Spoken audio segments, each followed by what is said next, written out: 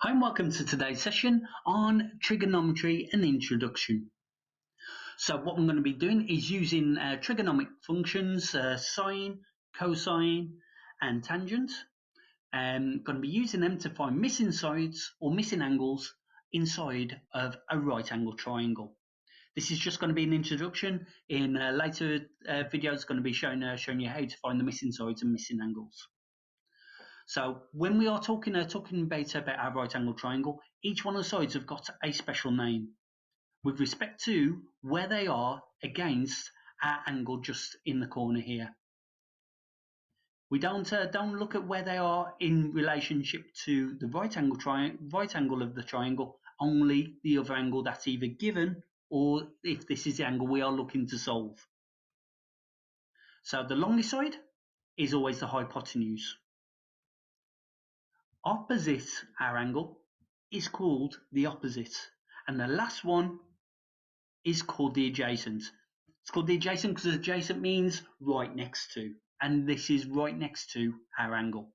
So if you're worried about that, please always remember, label your hypotenuse, label your opposite, and the adjacent will be the last side.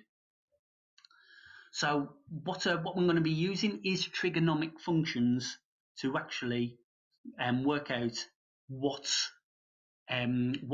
formula that we're going to have to use for this. So here's our formulas that we'll use. We've got sine theta or sine angle equals our opposite over our hypotenuse. So opposite divided by hypotenuse. Cosine theta, cosine our angle, equals our adjacent divided by our hypotenuse. And tangent theta equals our opposite divided by our adjacent.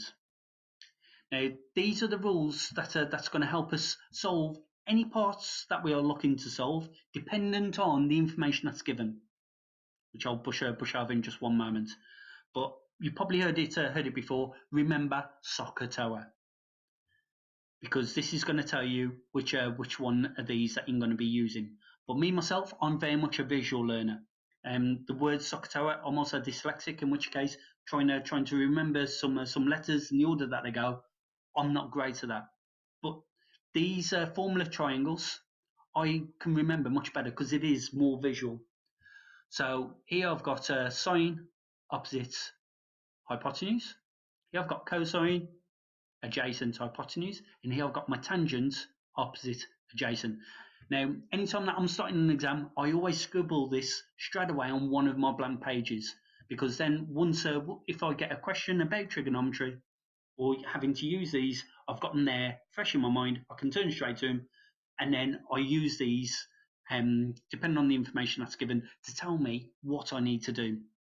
So for an example here, I've got my right angle triangle. Here's my angle here.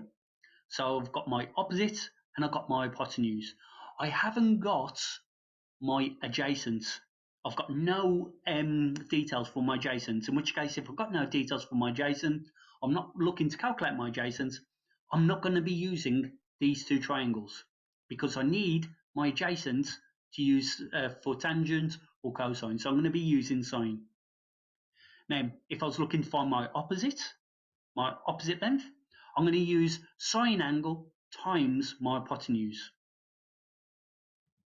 If I was looking to find my angle, I would use sine angle equals opposite divided by my hypotenuse, because my opposite is over my hypotenuse.